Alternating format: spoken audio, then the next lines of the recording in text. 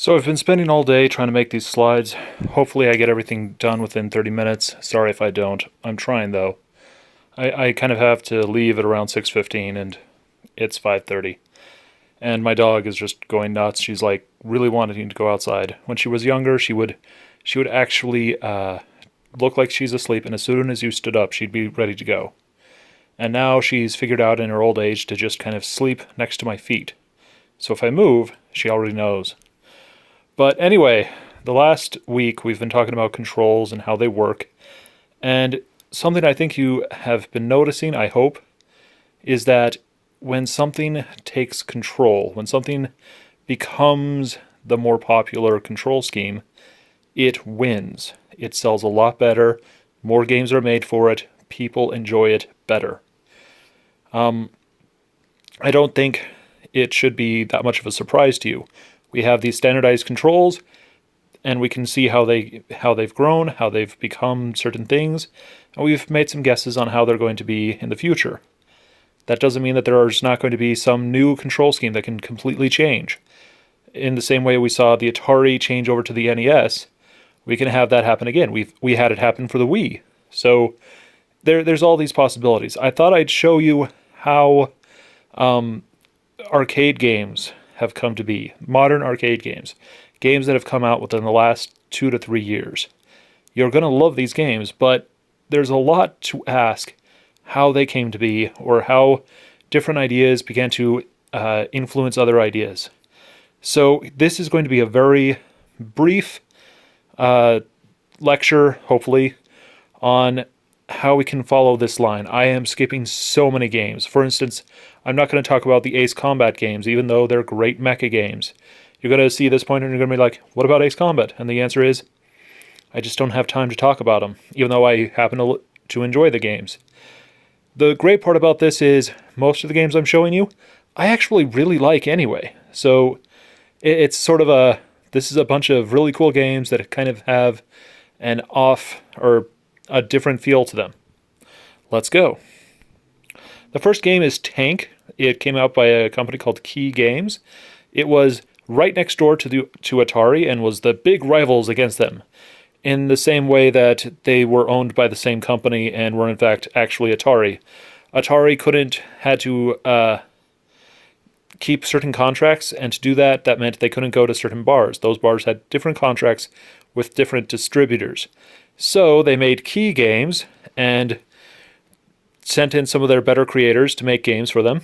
This created some great games, and one of the top games of that era, of that couple of years, was Tank and Tank 2 and other games like that.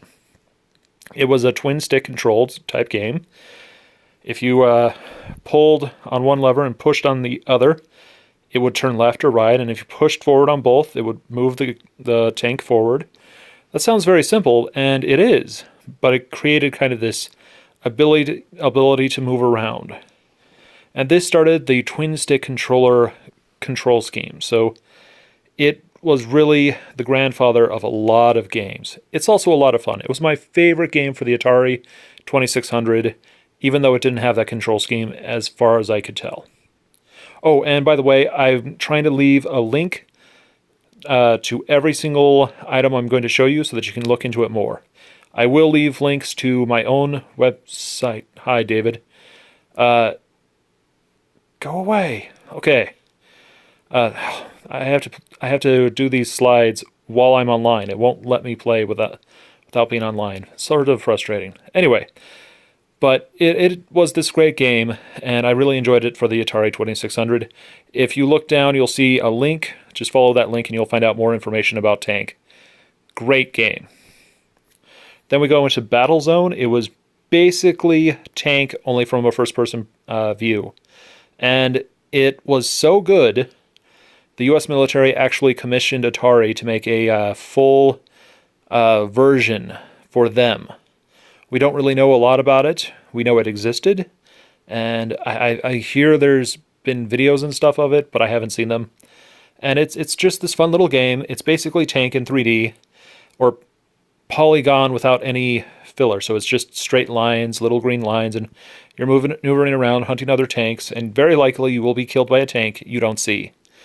But it's a lot of fun, and there have been games kind of based on the idea that came out of it, like the the Red Baron comes to mind. Very similar idea, only plane controls instead. But this was the next iteration. There were more games where they had kind of a top-down feel with the tank controls, and then there became a first-person view from the same controls. The next one to come out was Robotron 2084, and this was a big difference.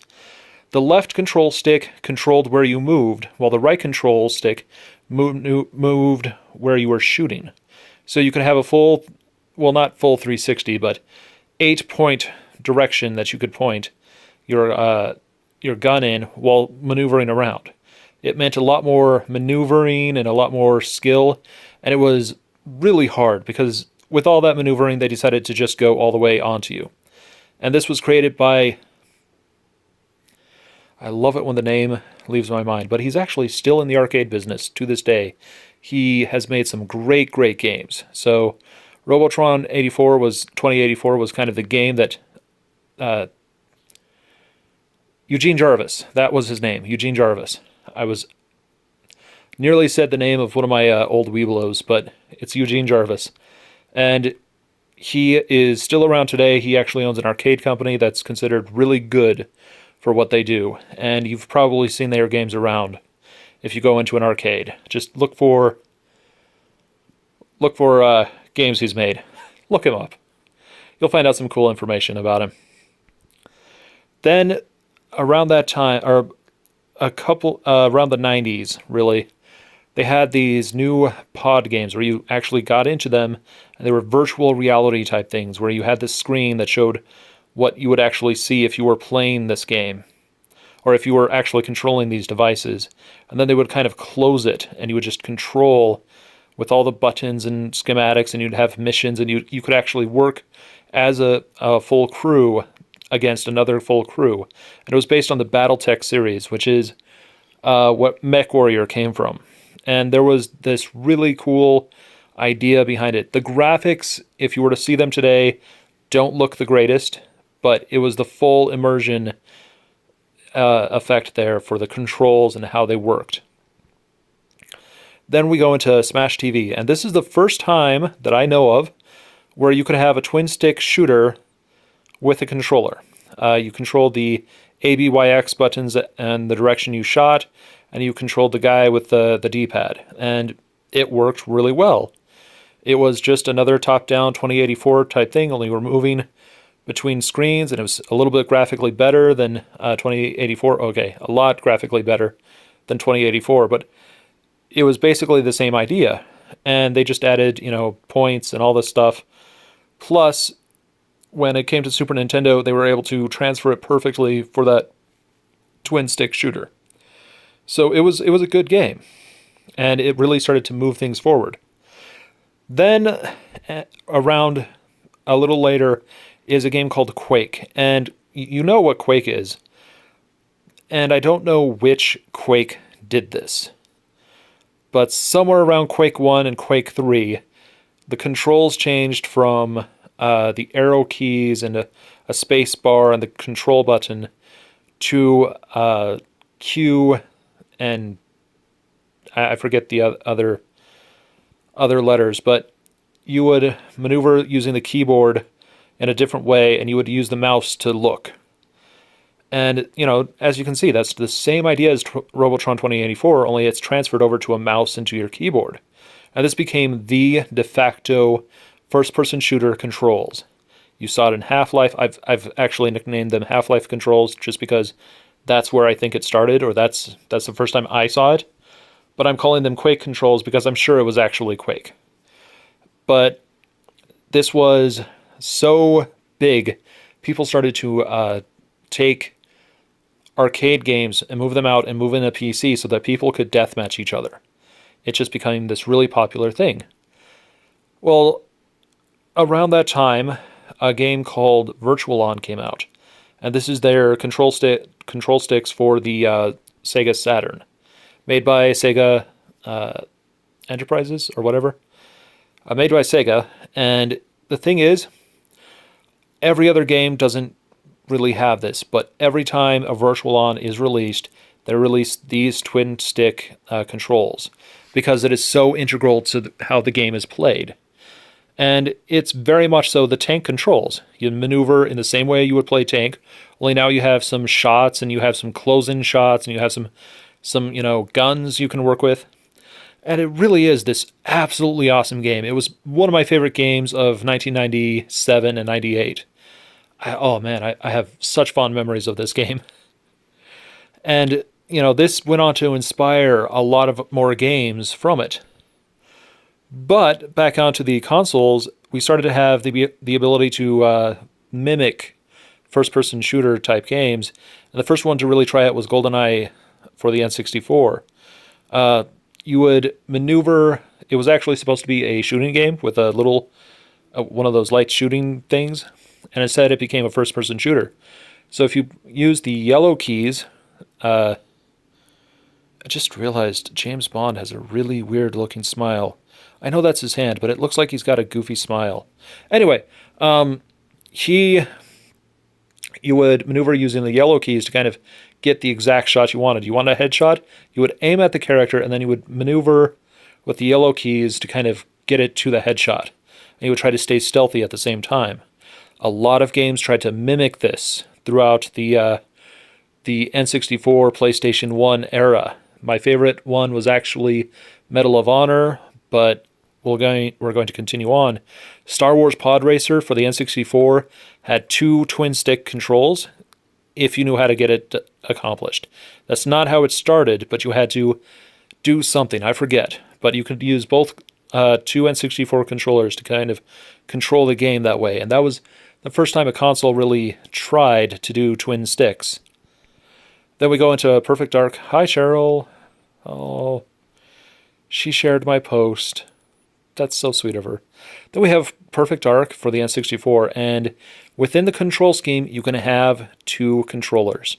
And this is the first-person shooter to really do this twin-stick controls, but really it wasn't... You had to have 2 controllers to do it, Then you had Alien Resurrection, and then you had The Grid and others. I bet you think I was going to say Halo. Nope.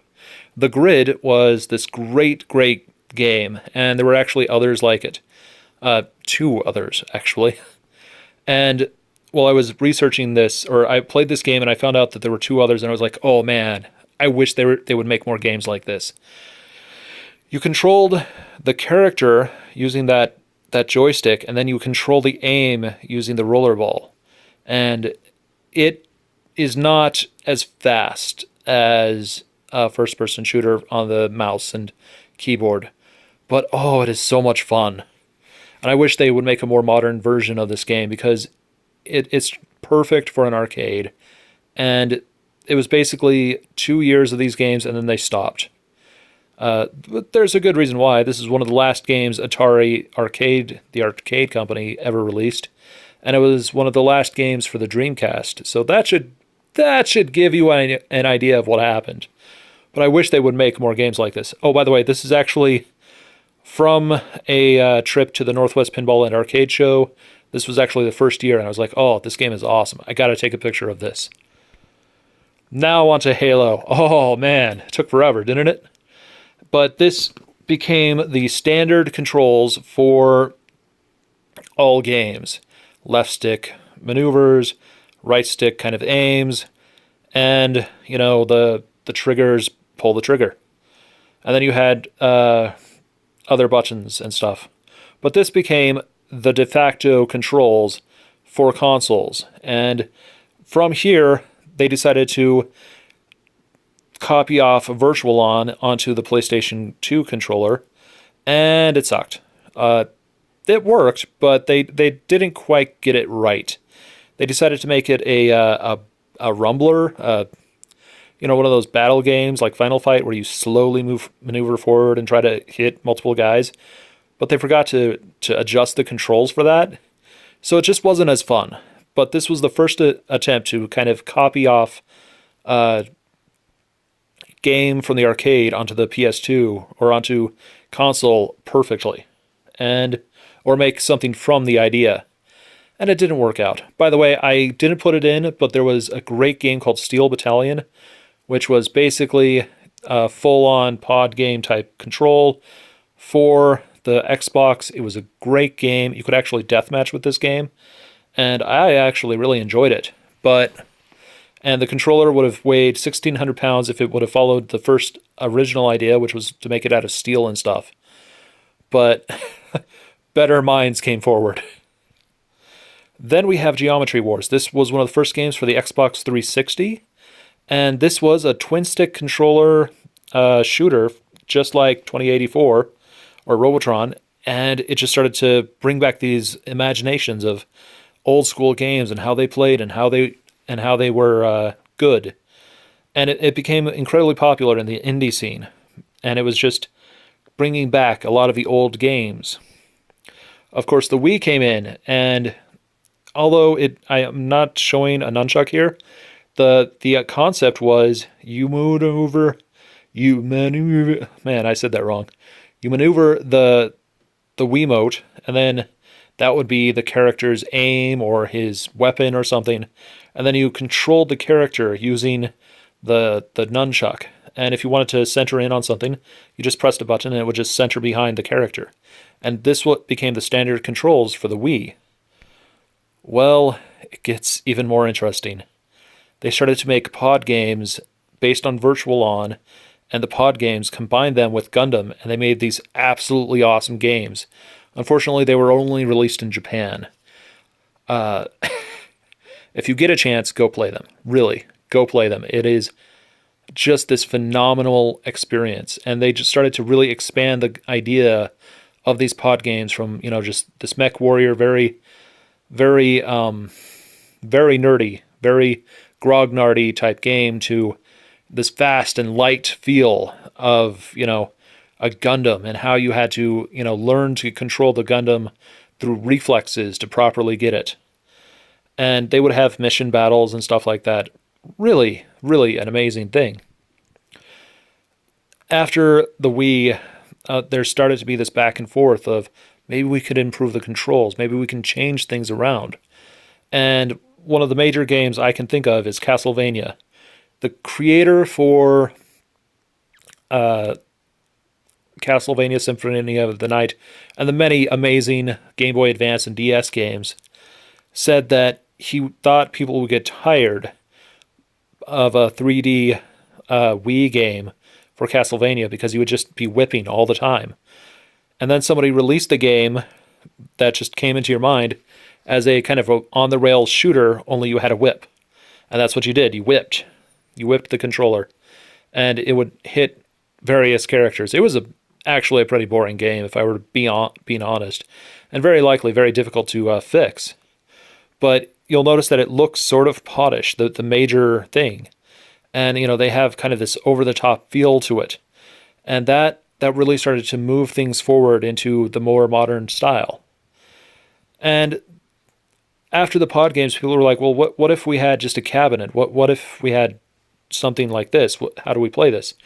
So they created these pod game, or these basic Gundam games. And I've recently played one a couple of years back at Round 1. Just a ton of fun. You're just maneuvering around. It was hard to get the camera perfectly, but you had all of these buttons and ways to maneuver. And I just had a ton of fun just seeing the various characters from all these Gundam shows and trying to take them on directly.